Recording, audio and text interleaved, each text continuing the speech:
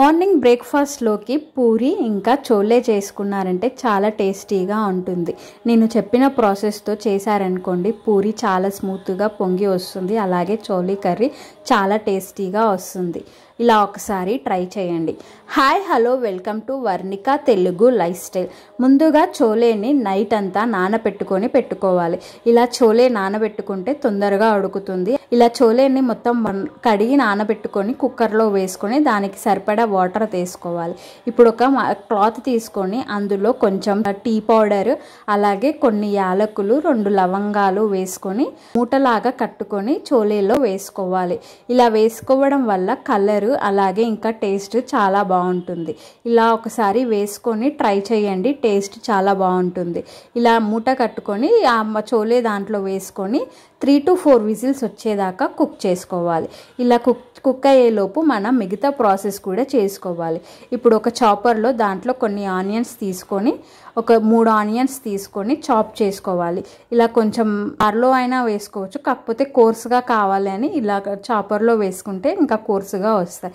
ఇలా మంచిగా కోర్సుగా అనుకొని ఇప్పుడు స్టవ్ ఆన్ చేసి కడాయిలోకి ఒక 4 to 5 టేబుల్ స్పూన్ ఆయిల్ తీసుకొని అందులో కొంచెం ఆవాలు, జీలకర్ర అలాగే మసాలా కోసం 2 లవంగాలు, 2 యాలకులు, ఒక చిన్న దాల్చిన చెక్క అలాగే బగారా ఆకు వేసుకొని అది కొంచెం ఫ్రై అయ్యాక మనం ముందాక చాప్ చేసుకున్న ఆనియన్స్ వేసుకోవాలి.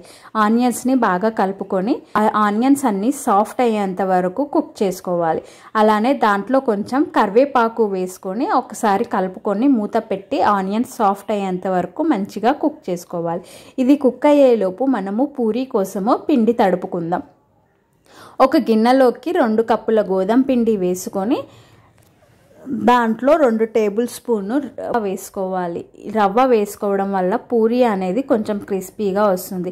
అలాగే కొంచెం సాల్ట్, కొంచెం ఉప్పు వేసుకొని కొంచెం ఆయిల్ వేసుకొని ఇవన్నీ మొత్తం కలిసిపోయేలాగా ఒకసారి కలుపుకొని వాటర్ పోసుకొని చపాతీ పిండిలాగా కొంచెం సాఫ్ట్గా కలుపుకోవాలి.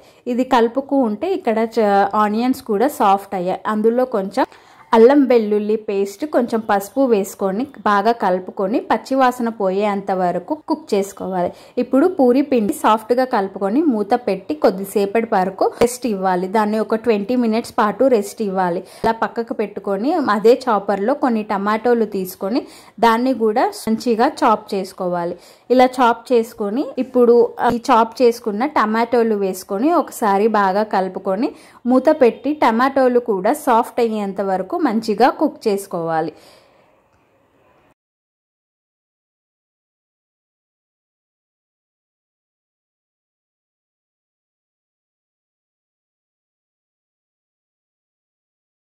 తర్వాత దాంట్లో రుచికి సరిపడే అంత కారం, ఉప్పు వేసుకొని బాగా కలుపుకొని మూత పెట్టి 5 మినిట్స్ పాటు మంచిగా కుక్ చేసుకోవాలి.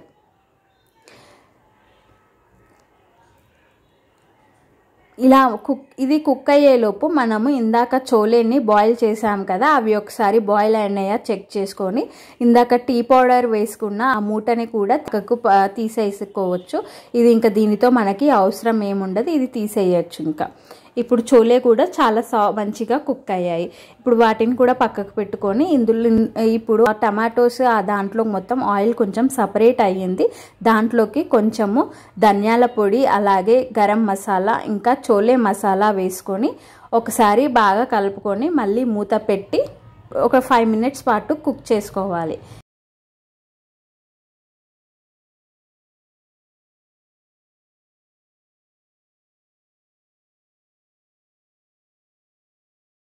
తర్వాత మనము బాయిల్ చేసుకున్న చోలేని వేసుకోవాలి.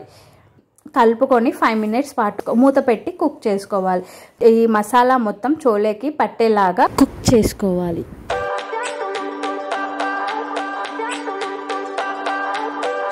ఫైవ్ మినిట్స్ తర్వాత మనకి గ్రేవీకి సరిపడే అన్ని వాటర్ తీసుకోవాలి. గ్రేవీకి మన ఎంత గ్రేవీ కన్సిస్టెన్సీ కావాలో అలా మొత్తము వాటర్ తీసుకొని అది మంచిగా కలుపుకొని మూత పెట్టి బాయిల్ చేసుకోవాలి. ఒక 10 మినిట్స్ దాకా బాగా బాయిల్ చేసుకోవాలి. దాంట్లో బాయిల్ చేసుకునే ముందు దాంట్లో కొన్ని పచ్చిమిర్చి వేసుకొని బాయిల్ చేసుకోవాలి. అది దాంట్లోకి మంచిగా బాయిల్ అవుతుంది.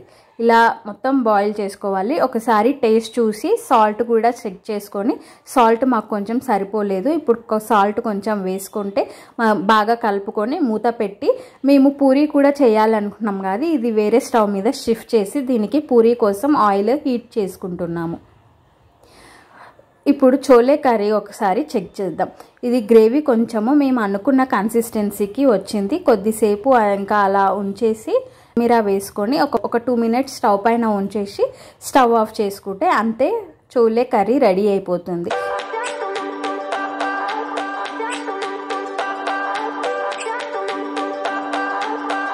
ఇప్పుడు పూరీ కోసం చిన్న చిన్న బాల్స్ లాగా తీసుకొని ఆయిల్ పెట్టుకొని ఇట్లా మంచిగా పూరీ షేప్లో రోల్ చేసుకోవాలి.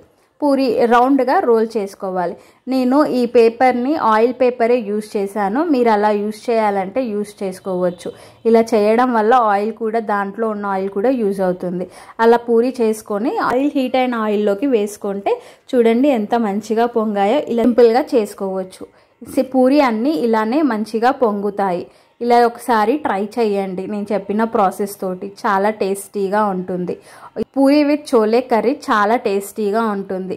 అన్ని పూరీలు మంచిగా పొంగుతాయి. ఇలా ఒకసారి నేను చెప్పిన ప్రాసెస్ తోటి ట్రై చేయండి, చాలా టేస్టీగా ఉంటుంది. రెసిపీని ట్రై చేసి ఎలా ఉందో నాతో కామెంట్ సెక్షన్లో షేర్ చేసుకోండి. అలాగే మీకు కనుక ఈ వీడియో నచ్చితే లైక్ చేయండి. అలానే మీ ఫ్రెండ్స్తో అండ్ రిలేటివ్స్తో షేర్ చేసుకోండి.